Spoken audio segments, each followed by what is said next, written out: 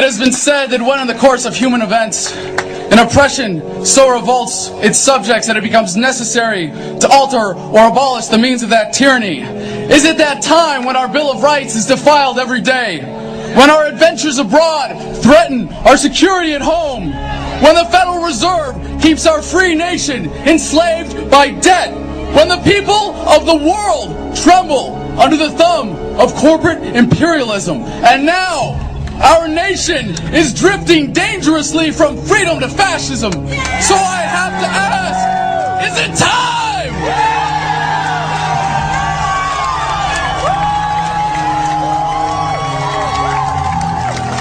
The time is now. The threat is clear. The bands of tyranny are tightening around America, and it is our duty to resist. As empowered patriots, let us take stock of our commitment to the ideals upon which this country was founded. America without her freedoms is like a body without a soul. The challenge before the freedom movement is no less than to bring about a revolution of values, inspire a renaissance of American politics, and breathe new life into the tortured body of our nation. We will meet that challenge with courage and love, and as always, we the people will prevail!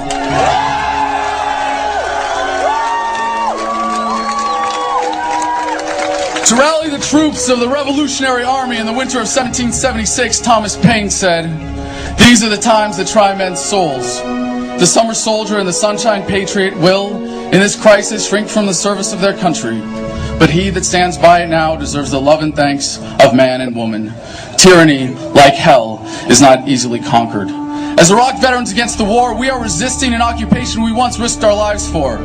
We swore to support and defend the Constitution of the United States of America, but we found out the hard way that the greatest enemies of the Constitution are not to be found in the sands of some far-off land, but rather right here at home!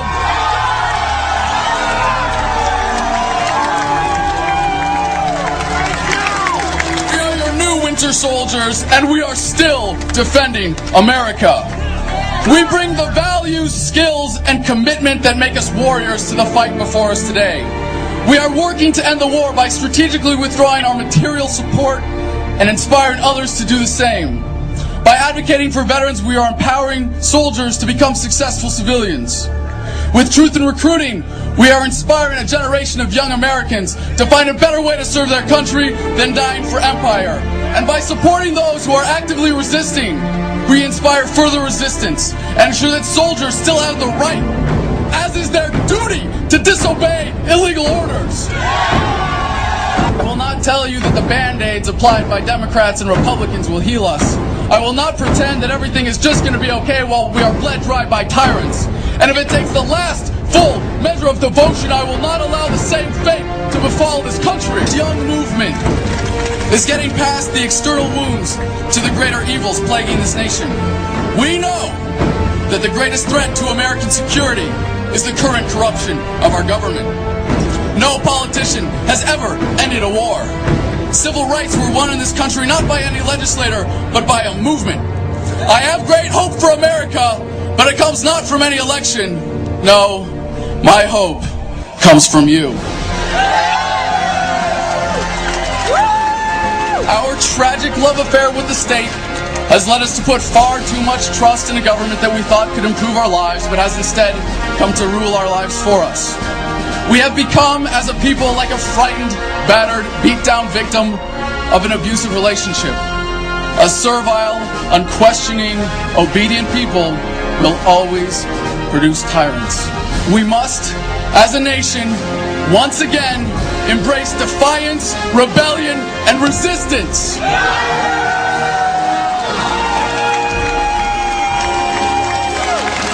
Every day, more and more Americans are avoiding unenforceable taxes, leaving government jobs out of disgust, and sending their kids to college instead of combat.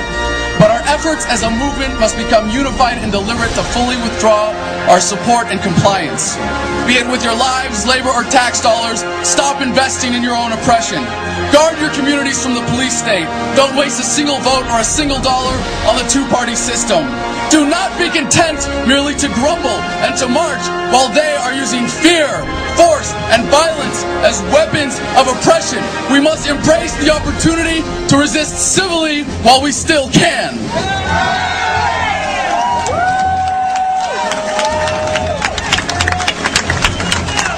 We are compelled to be here for many different reasons, and there is strength in our diversity. As within Iraq Veterans Against the War and Veterans for Peace, we don't need to be uniform to be unified. Take a look at the thoughtful, passionate people that surround you on this field and throughout this country. Do not leave here today without meeting a new brother or sister in the struggle. Take with you the inspiration to share your passion with someone who does not know they are yet part of our movement. Seek out where you can be most effective in the cause of liberty. Challenge our force-fed culture of questioning conformity and compliance. And embrace a world that is not defined by the politics of fear, our obedience-producing schools, or the false prophets of the corporate media. As we have been awakened, we must stir the sleeping masses. As the forces of oppression are diligent, so must we toil. As they are committed, we must surpass them. As they step up their efforts, we must rise up to defeat them as a unified movement.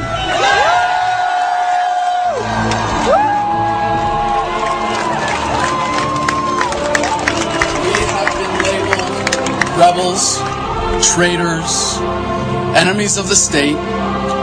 All terms King George would have used to vilify our founders. I, for one, will always rebel against oppression, a traitor only to tyranny, and I would be remiss to not make myself the enemy of a state that so blatantly tramples our freedoms.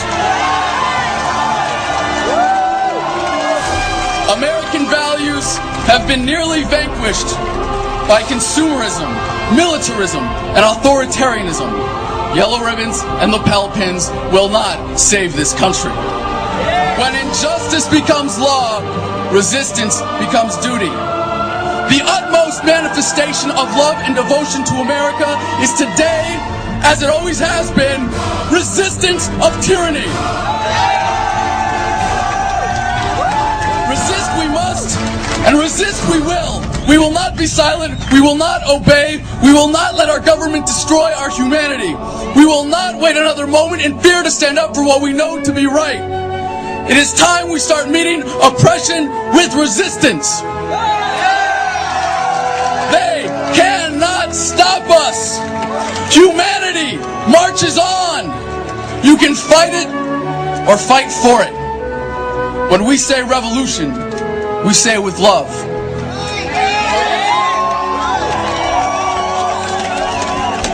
As we march onward from this place, where we have pledged to each other our lives, our fortunes, and our sacred honor, let us embrace the struggle, cherish the fight, and live in that love. The passion of our hearts will be raised with our fists!